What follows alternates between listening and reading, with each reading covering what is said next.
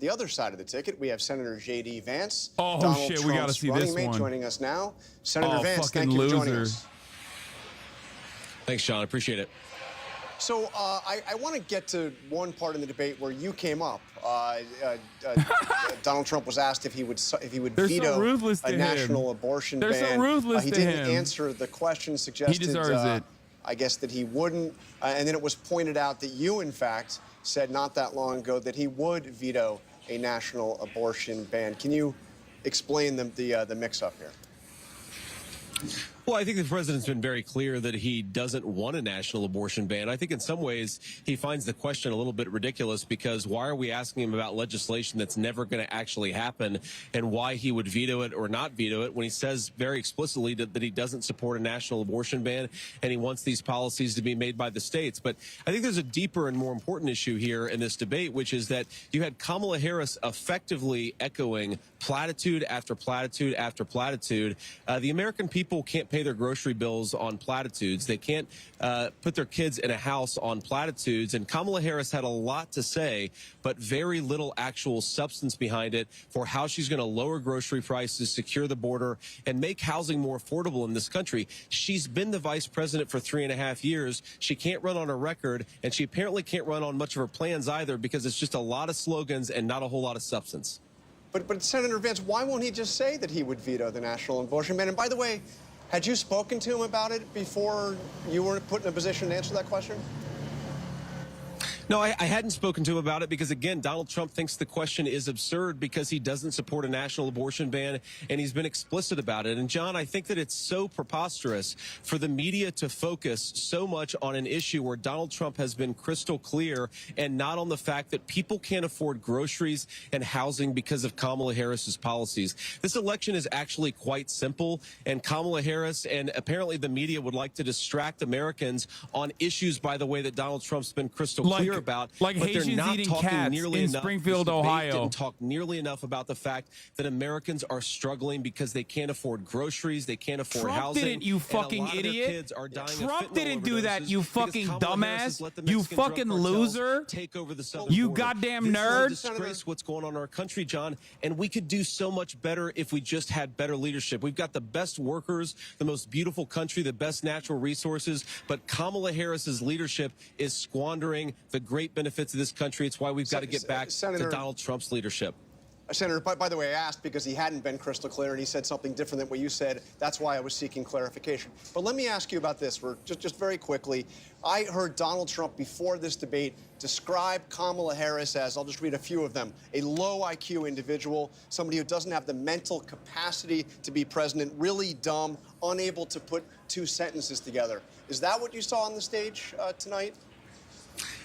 John, what I saw was a lot of slogans. I think the American people are smart, and Kamala Harris talks to them like they're children. She repeats these ridiculous platitudes where if you actually think about what she said, you realize that it doesn't make any sense. She talks a lot about her plans, but then her plans, when you analyze the substance, don't make any sense. And more importantly, John, the American people don't get fed on plans. She has been the vice president for 3.5 years. What she can't do, refuses to do, and has no ability to do is to say, I accomplished lower prices because she didn't, or I accomplished lower housing prices because she didn't, or I secured the southern border because she didn't do that. She has failed as vice president, and the fundamental question is, do we want to give her a promotion? I think the answer has to be no, John. All right, Senator Vance, thank you for joining us. Mary. One thing both sides can agree on, this was a consequential night in this race. More reaction when we come back. Stay with us.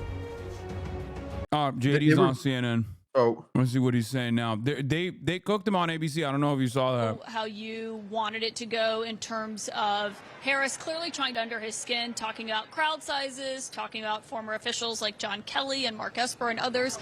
I mean, I heard from some Trump advisors who said he took the debate too much. Do you believe that?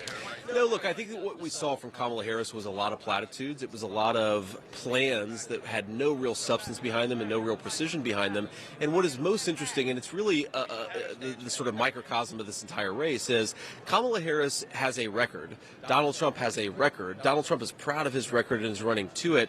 Kamala Harris is running away from her record and pretending that somehow her term as president is going to be radically different from her term as vice president, but she can't actually articulate why. And in fact, to the extent that she articulates it at all, it's by running away from positions that she clearly held just a few years ago or even a few weeks ago. So why didn't Trump push her more on that? Because that is what we hear from you every day on the campaign trail, is talking about her reversals.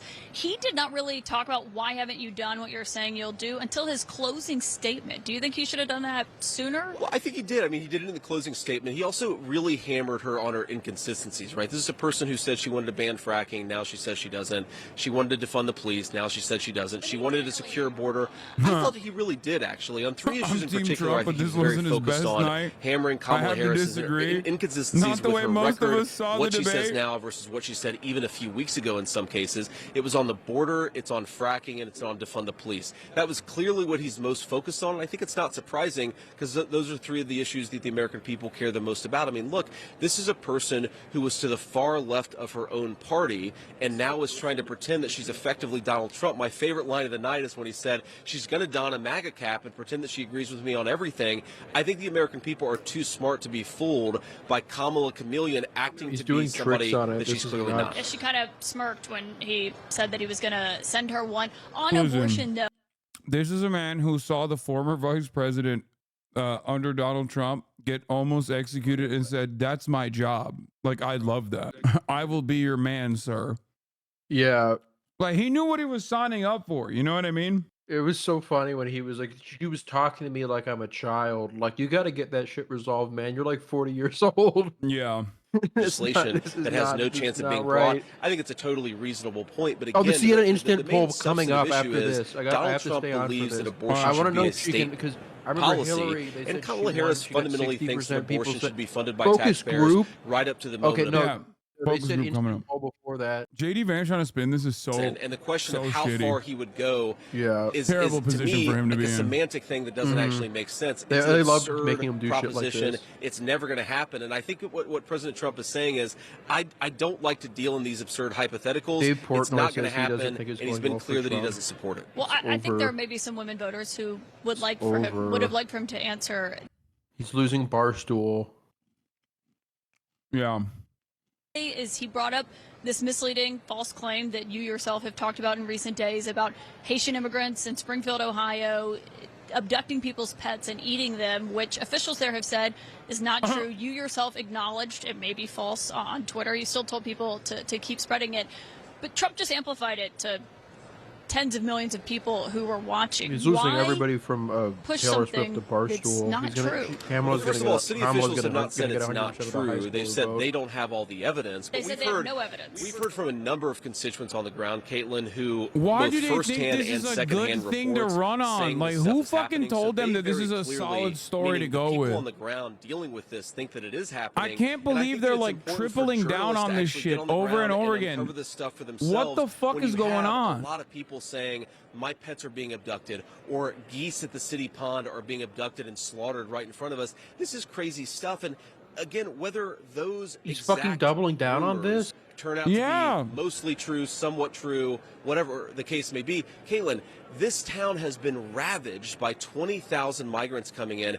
Healthcare costs are up. Housing costs are up. Communicable diseases like HIV and TB have skyrocketed in this small Ohio town.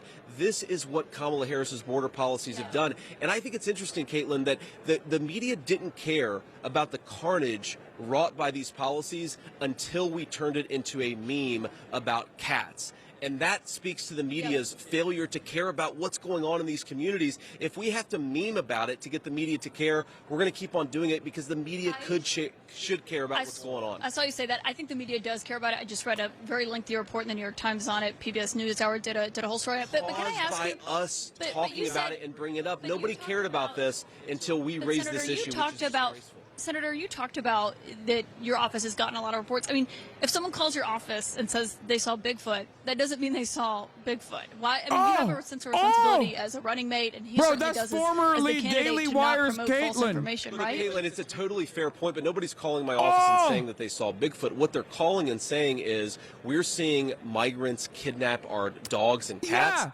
Yeah, it's a fake story. You just believe it, dumb Now, again, fuck. I have a responsibility as a United States Senator. I think the media has a responsibility as an institution that cares about truth to actually take people seriously when they say their lives have been ruined by this migrant crisis. And again, if every single thing that the media says about this story is false, the verifiable facts are that this community has had their lives destroyed by 20,000 migrants coming in and uprooting life. Again, officials said no credible evidence of the claim. But Senator J.D. Vance, thank you for joining us with Thanks, your Caitlin. debate reaction. Jake, back to you. Oh my gosh, she wasn't a Daily Wire. She was in the Daily Caller. That's so much Interesting worse. comment. I mean, I'm looking at a New York Times story from 8 days ago about the immigration crisis in Springfield like and even the problems worse, created right? there, saying we have to make up nonsense that isn't true so that the media covers things that the media is already covering as an odd defense. But I digress. Oh, Chris? so there is an immigration crisis in Springfield, Ohio. Thank God, CNN. Thank you for fucking defending this very real thing that's occurring. God, I fucking hate these pieces of shit so much. These monstrous pieces of shit. I swear to fucking God. There was a labor shortage in like the town. They were Yeah. like they didn't have enough workers. It was like a lot of them like said this was like a big benefit to them. But Yeah, a fucking lot like whatever. I've seen like 8 different fucking business owners be like the Haitian migrants have been awesome. Like they've been working Yeah. really hard. They're great. Yeah, there was some story where like some like pastor was like, these guys are religious as hell. I have like all these people are finally going to like the church again. Yeah.